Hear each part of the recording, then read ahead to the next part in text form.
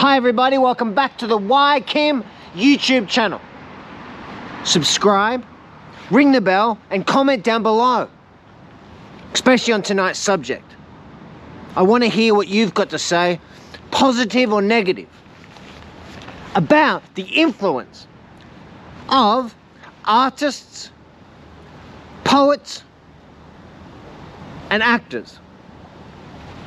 Now, what do you think when your children are growing up with impressionable minds, watching, listening to everything that's given to them by the artists out there that make stories for children to take in? How should the poets and the artists and the actors, how should they behave? What message do they give the children? That's what I wanted to see what you guys think about it. Now, I'm sure that if you're a parent, you might know what's going on, and you watch some of the stories and the films and the music and the internet sensations for children that put things out there for them. There's a massive platform for the Kids Network on YouTube. They take in millions and millions of views each day, and the children just lap it up. Now, what is the message that the children are receiving? That's the question I have. Now, how do we want the children to be brought up? How do we want them to be educated? Do we just put our trust in the education system, the schools, and the poets and artists and actors that deliver them, the kids' movies and the plays and the books and the YouTube channels?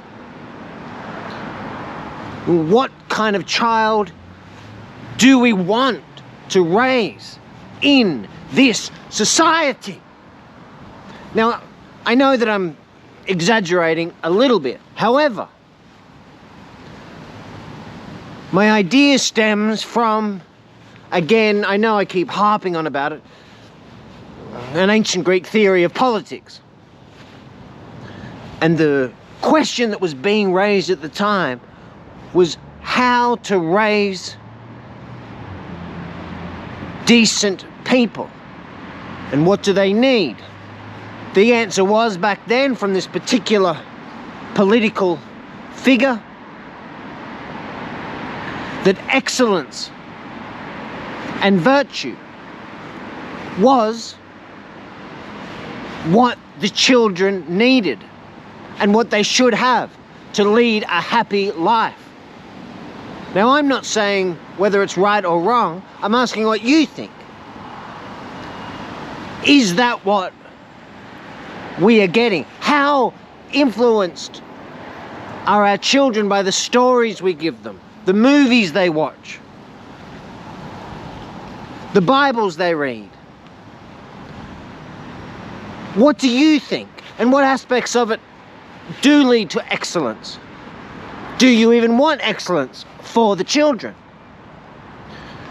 Now, this particular Greek figure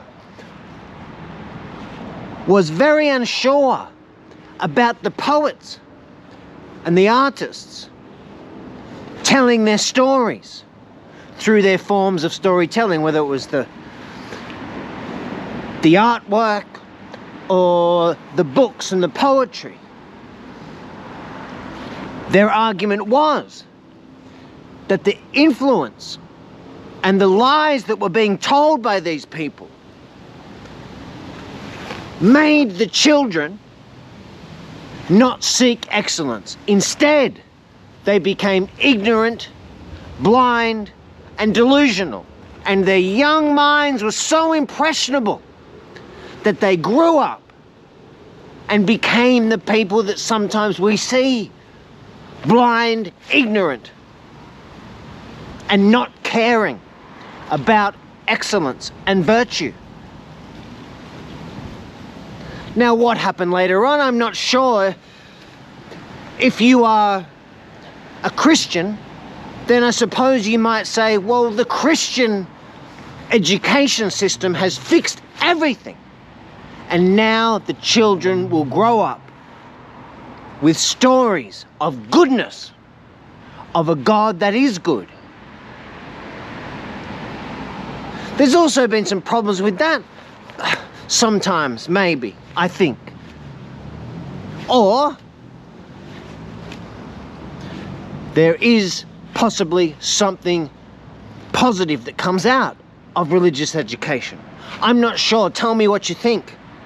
What about the American metaverse, mainstream media and Hollywood? What influence, positive or negative, do you think? Comment down below. Do they have?